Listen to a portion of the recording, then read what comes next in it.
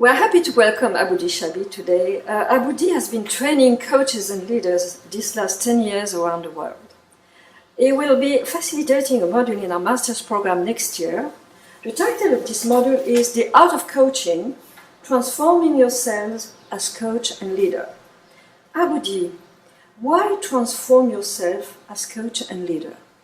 Well, I think that we live in very challenging times, and all of the things that we've learned up until now have got us where we've got to, and we need to find new ways of being, new ways of leading and coaching. And I think the real way to that is transformation. We can't just keep on doing a little bit more of what we've always done or tweaking here and there.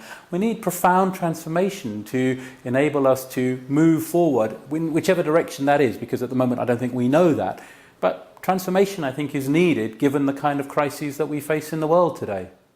But what do you put in this word transformation in a practical way? What do you mean by that? Well, I think what it means is more than just, developing new techniques and tweaks and tips and recommendations. It actually requires a transformation at a core level, particularly in leaders. Leadership is not just techniques and skill. It's actually a way of being. We need leaders that have the confidence to lead and will inspire people to follow them as we go into uncharted territory. So I think it really has something to do with changing at the essence. What could people expect from this module, actually?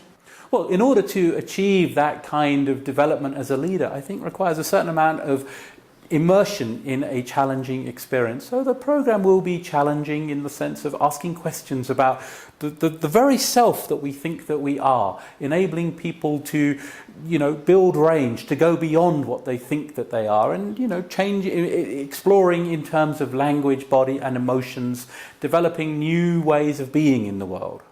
Could you give a kind of a practical example for a leader, for example? Yeah. What do we take off from this model? Yeah, so for instance, we often have people who report being in overwhelm, and we have plenty of technological solutions to overwhelm, like iPhones and, or hiring a new secretary or something. But maybe someone needs to learn how to say no, and then say no in a way that people will hear them. And all of that really lives as a different kind of learning than just acquiring new information, but actually changing myself. I might have to learn how to say no or to ask for help, which are very common challenges for many of us, of course, but that kind of profound level of change is what we're talking about, and that requires going through some deep exploration and inquiry. It's very experiential, very interactive, but really come along prepared to change who you are at levels that you didn't even think about before.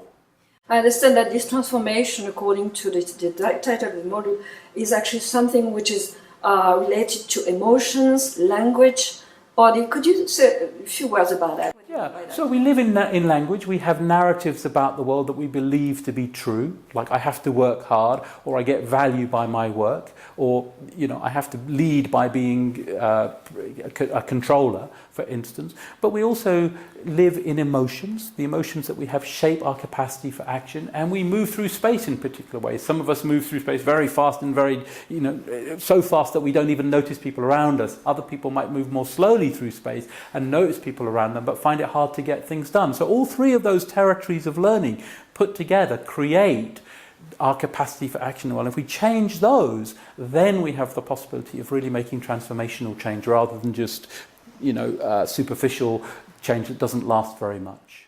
That sounds fascinating. So thank you very much, Aboodi. See you next year. Thank you so much. Thank you.